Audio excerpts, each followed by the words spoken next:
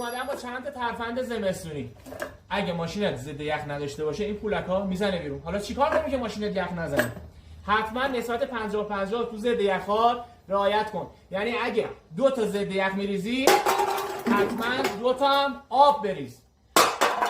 یه ترفند دیگه بهت بگم، وقتی ماشینت یخ میزنه محصولات سایپا داری مثل پراید، تیبا، EF7 هم هست، میتونی تصمیم واتر پمپ از جاش در بیاری و ماشین رو روشن کنی که با حرارت موتور یخش آب بشه.